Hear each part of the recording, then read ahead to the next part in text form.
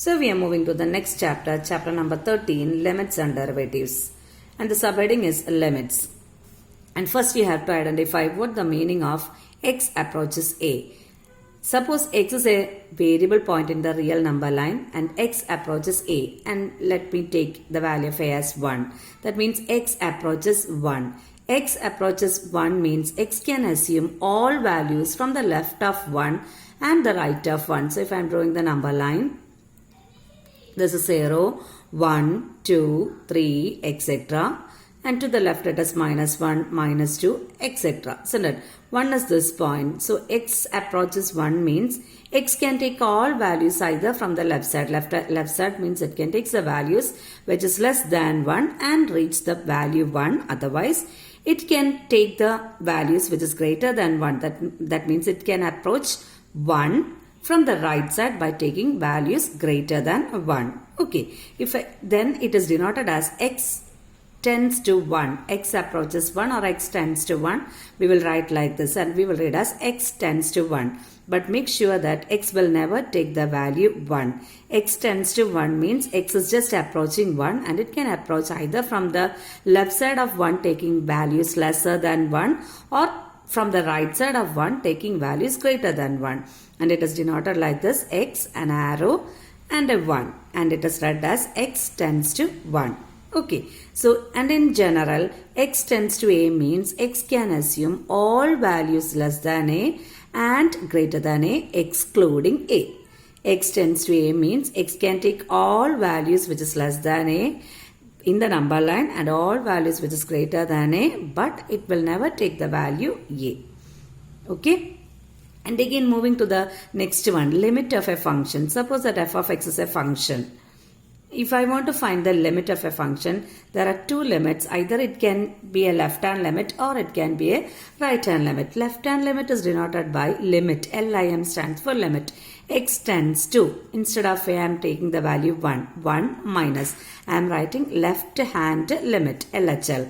LHL's limit x tends to 1 minus is not the sign. This negative shows that it is a left-hand limit. That means the function approaches, x approaches the value 1 from the left side of x. Okay, so limit x tends to 1 f of x. This is how we are representing LHL, left-hand limit. And same way, if I want to write RHL, right-hand limit, how will I write?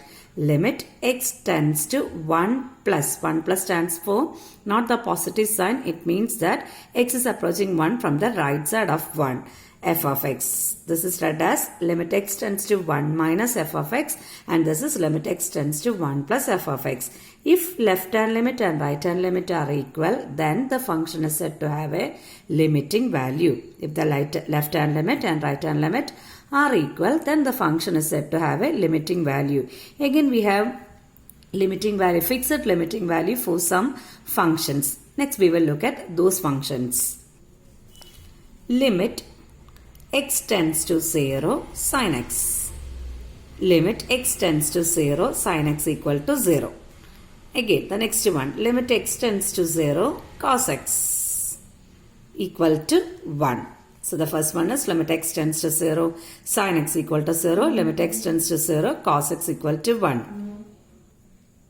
The next one, limit x tends to 0 sin x by x. Limit x tends to 0 sin x by x equal to 1. Here you have to notice that whatever the angle of x is, the same must come in the denominator, and that angle value x must tend to 0. Then only the limiting value become equal to 1. Limit x tends to 0 sin x by x equal to 1. We will say it once again. Limit x tends to 0 sin x equal to 0. Limit x tends to 0 cos x equal to 1. And limit x tends to 0 sin x by x is also equal to 1. The next one, limit x tends to 0, 1 minus cos x whole divided by x is equal to 0. Limit x tends to 0, 1 minus cos x by x is equal to 0.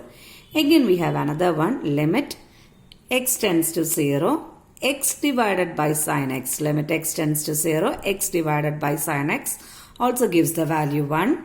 Again, limit x tends to 0, tan x divided by x also gives you the value 1. Limit x tends to 0, tan x by x also gives you the value 1. Again, we have some algebraic functions for limit. Limit x tends to a. A can take any value.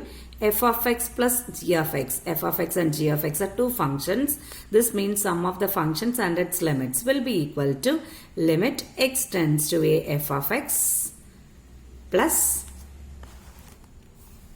limit x tends to a g of x.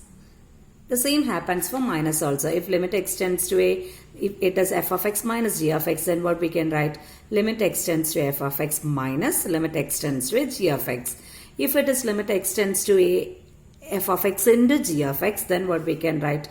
Limit x tends to a f of x into g of x. That means product of two functions. And also we can split the limit as limit x tends to a f of x into limit x tends to a g of x.